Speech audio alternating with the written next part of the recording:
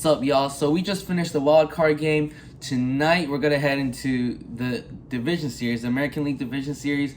But for now, let's wrap up what we just saw. Starting with the AL wild card, we had a what do they call it? The Subway Showdown or something. We had the rivalry. We had the Red Sox and the Yankees, and man, we had some surprises. Garrett Cole took the bump. Nate Eovaldi took the bump. Eovaldi, not good history with the Yankees. Cole, I mean, he's Garrett Cole, so we all expected something that didn't happen. Cole, in his first two hitters, he got them out easily, and then he walked Rafael Devers, and it's a harmless walk, right? It's gonna hurt the fib, but it shouldn't be too bad. Just get out of the inning. He doesn't do that. Xander Bogaerts takes him dead center, deep. That's going to hurt the FIP a lot for sure, and that's also going to hurt the scoreboard. Red Sox up first. Also, to note, Giancarlo Stanton, off the Green Monster, looked like a bomb, maybe not, but he ends up not running, so instead of a double, he gets a single, and Joey Gallo just strikes out on a non-swing, in my opinion, but it is what it is. We move on to the second inning. Plawecki hits a double off of Garrett Cole, does not score. Garrett Cole looks like he's heading into a groove, gets back-to-back strikeouts to end the inning. Let's see what happens in the next inning. Kyle Schwarber's leading off. He's in the leadoff spot. He homered off Cole as a Cub when Cole was a Pirate. And he does it now again as a Red Sox with Cole as a Yankee. Both players evolving into their careers, but the same result happens. Schwarber leaves the zone, as Cole put it, takes him deep. And then Cole allows a weak single and I think another walk. He's out of the game. He's out. After 2+ innings, he's out of the game. Clay Holmes walks in. And you know what? If Clay Holmes, if the Yankees won this game, Clay Holmes has to be considered for the MVP, even though it's like not really MVP, but like Player of the Game award. Because he gets out of that jam like it's nothing, gets a strikeout, double play, easily ends the inning. Next inning, single, but then wipes away on a double play again. He ends up finishing 2 innings with no runs. Everything looks good. The Yankees start to threaten. Anthony Rizzo takes Eovaldi deep in the 6th, and suddenly the lead is cut from 3-0 to 3-1. Judge singles. Coro's like, okay, we got numbers, and yours aren't good. You're out. Brazier comes in, gives up an absolute piss missile to the Monster. The Monster robs Stanton yet again, but Xander guns down Judge. So basically, Stanton gets an extra base because Judge started at first, but they do get it out. No run scores. Gallo pops up. Inning over. Threat averted. Disaster averted. And the Red Sox get that run right back with a double off of Luis Severino from Alex Verdugo. And suddenly, the Red Sox took all the momentum that the Yankees were building and said, nah, this is not how we do it here in Fenway. This is our ballpark. The momentum is ours. These fans are ours. This game is about to be ours. And that's basically all she wrote. Later on, there's another 2-out single. 2-out single, 2-run single as well from Alex Verdugo. Ends up being 6-1. Giancarlo Stanton, who ends up being the player of the game for the Yankees. Homers.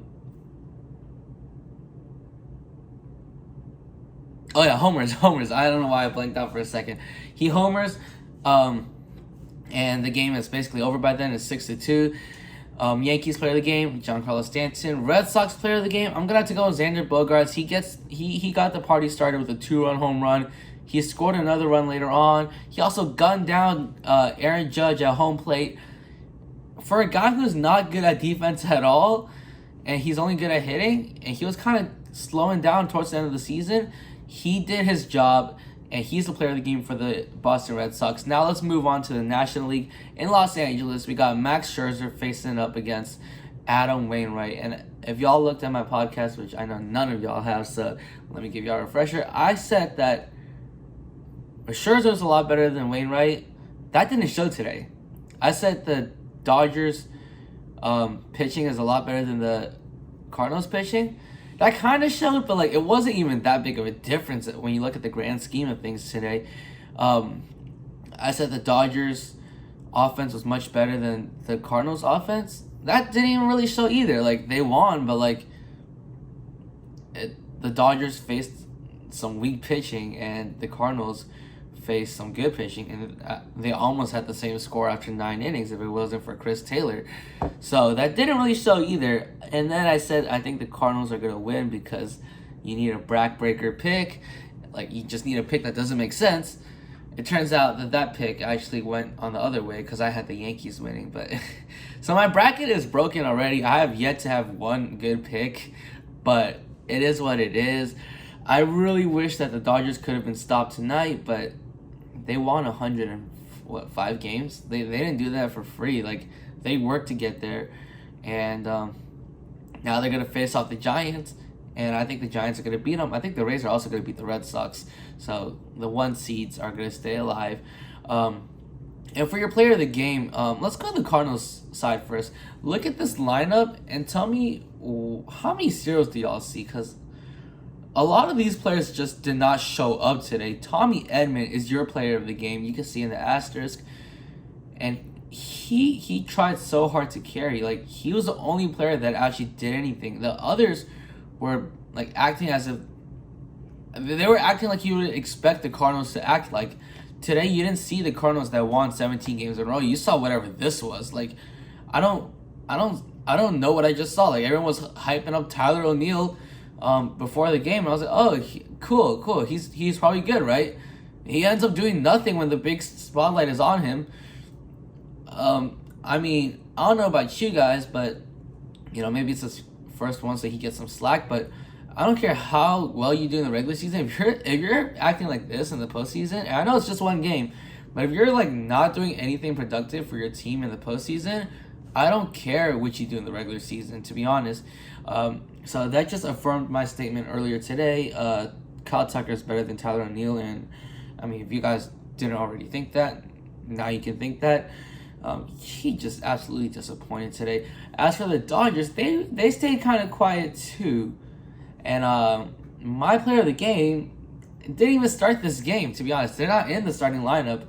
My player of the game, obviously, it has to be Chris Taylor. Chris Taylor just came in. He popped up in his first at-bat on 1 pitch, and that's not a good at-bat at all. But then he hits a walk-off 2-run home run to send the Dodgers to San Francisco, where San Francisco would hopefully defeat them. So there's your player of the games. Let's recap this game, though.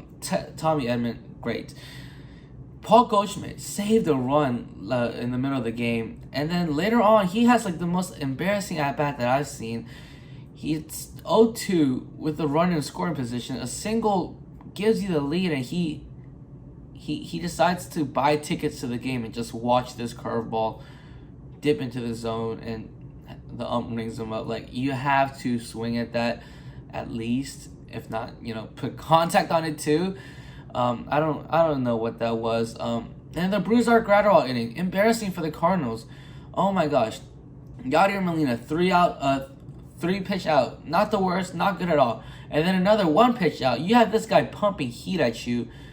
Do you want him to stay there for long? Cause I know I don't want to see this for a long time. So I'm gonna try to get deep into the count.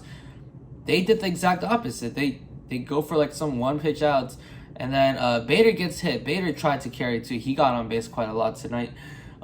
Bader gets hit. You have Wainwright due up. He's like near the end of his outing. You know that, but instead of pinch hitting for him, you're like, it's okay. We'll just wait till his next spot up or something like that. And you decide to like let him hit the pitcher against Brusdar Graterol. What are you expecting to happen with Harrison Bader, who's super fast? On base, 2 outs. Did you think Wainwright was going to hit a double or something? I don't know. And then Wainwright wasn't really helping his cause by hitting into a 1 pitch out, a 1 pitch ground out. That's 2 1 pitch outs. The other one was 3 pitches. So if you add the Bader hit by pitch, that's 6 pitches, 3 outs. Really, you don't want to see that from a guy like Brusdar Graterol. Like, you don't want him to have short innings. You want him to go deep, and you want to drain his pitch count. And then Wainwright ends up only pitching to 2 hitters after that. So you left him in. You squandered his lineup spot opportunity just to leave him in for 2 hitters. And then at the end, so you're okay with extending your starting pitcher clearly, but then when TJ McFarland walks Cody Bellinger with 2 outs, you have 2 outs, 1 on. You decide to go to a reliever? It just doesn't make sense. And then Alex Reyes, I have the video. I was not happy with the call in the moment. I'm not saying this because of hindsight. It was a dumb move in general. Reyes ends up giving up a 2-run home run. Yadier Molina just could not throw out Cody Bellinger today for some reason. I thought he was a good catcher, y'all. And for the record, I don't think Yadier Molina right now is a Hall of Famer. But that's a different video. That's a different story. Alex Reyes, absolutely useless. He came from the Luke Voit trade, right? Trade them back, because clearly both of them are bums. They just got big names from getting lucky. And yeah, I don't know. Molina needed to do better. We cannot have this many people having offers. I know it doesn't include getting on base because there's walks and hit by pitches and stuff, but still, you need a much better performance than this.